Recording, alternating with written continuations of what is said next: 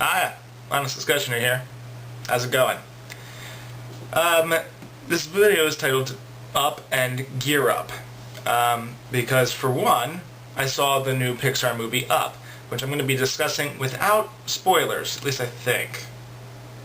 Check the side, there's a little bubble somewhere around here saying spoilers or no spoilers, in case I give them later on. And also about Geerup, because here's an interesting thing. Geerup loves to call me dishonest. Even though at one point he actually said he recognizes that I am trying to be honest, anytime he gets the chance to, he apparently calls me dishonest. And this is what happened. Basically, I called Sean a douchebag and said that Sean as in Venom Fang X, of course, and that Geerup was the logical choice for the new Venom Fang X. And of course, Geerup says, well, now I know how you really think of me, and I will realize this next time you ask for an honest discussion. Anyway, the thing I'm leading up to here is that I have finally launched a very, very basic form of my new site, HonestDiscussioner.com, in which you can read about this, and I'm going to be posting my videos on there as well, and getting a blog up at some point, and my philosophical proofs will be available for document download as Word files, so you can actually read them without all of the confusing pictures. Well, they're not confusing, distracting pictures. But now I want to talk about the movie Up. Now, I don't think I've seen a Pixar movie that I haven't liked. I haven't seen all of them. I don't think I've seen Monsters, not Monsters, I know I haven't seen Cars, and I think there's another one I've missed, but if you can handle immense waves of emotion, you should definitely go see this movie. This part isn't necessarily a spoiler, but I'm just going to say that the first couple of minutes of the movie are going to make you cry. Yes, I bawled my frickin' eyes out for for half of the movie, because there's some incredibly touching and sad moments in the movie. And as soon as you kind of get in the first couple minutes, you're seeing this kind of montage, and if you know anything about the movie going into it, once you see that, you kind of know how the montage is going to end.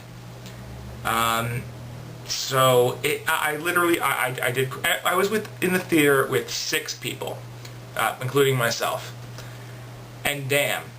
We were pretty much all crying. We walked out of the movie and no one really said a word. It was a great movie. It really was. It had some very innovative action, lots of comedy and laughter. It wasn't just a waterworks the entire time. It was incredibly poignant and incredibly well done, and pretty much everything it did.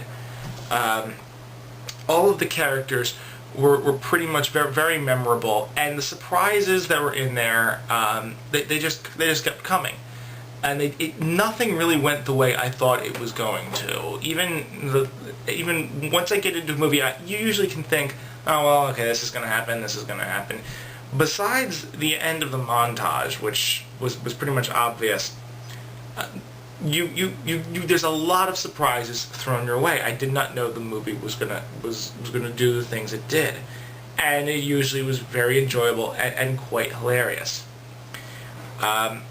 As well, the short in the beginning was also very, very, very funny. If you've stayed away from Pixar animation or animation in general, because it's cartoons or whatever, give these things a chance, because Pixar is really, I have to say, quite amazing. It really is. So yes, go see this movie if you can handle crying for a long time. So what was interesting was that I saw the movie with 4 guys, including myself, and 2 girls.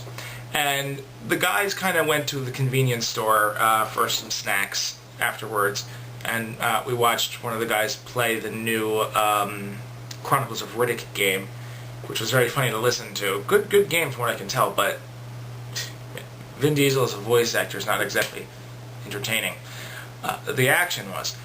But we're in the car, and someone mentions the fact that something about men in general, and I'm like, yeah, speaking of which, How about the fact that all of us men watched that movie and were completely unaffected by it? And they all laughed because it really got to all of us. If you watch this movie and it doesn't get to you, I think it's quite possible there is something wrong with you. There's something wrong with all of us, but seriously, that was a incredibly touching movie. I saw a lot of interesting previews to the movies, to this movie as well. I want to briefly touch on. First off, they were all Disney movies, most of them incredibly corny. There's one with some hamster or gerbil or guinea pig as spies. Yeah, it was just ridiculous. However, there was one movie that's coming out, The Frog and the Princess, or something like that. It's basically the story about the princess kissing the frog and the frog turning into a prince. Now, Disney has done, obviously, white princesses before, lots of them. They've done Native American in Pocahontas. They've done they've done Arab in Aladdin. They've done China with Mulan.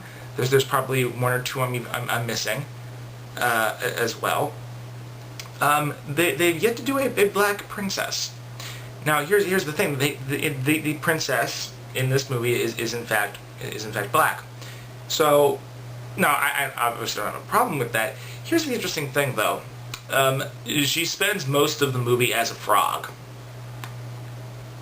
Yeah, that part kind of I kind of took notice of that because as far as I know, it's not really a big secret that Walt Disney was a flaming racist, and that's probably why there hasn't been a black princess thus far. If anyone's ever seen Dumbo and notices the racism in that movie, it's woo boy. So I'm curious if this was deliberate on any part to make to say, hey, we have a black princess movie now, but it's actually mostly her being a frog, as far as I know, because she kisses the frog, and instead of the frog turning into a prince, she turns into a frog. It's a twist. But yeah, it was just a thought that I had. But yeah, that's about it. Have a nice day. Check out HonestDiscussioner.com. Very basic right now. I'm going to be adding the blogs and everything else later. HonestDiscussioner, out.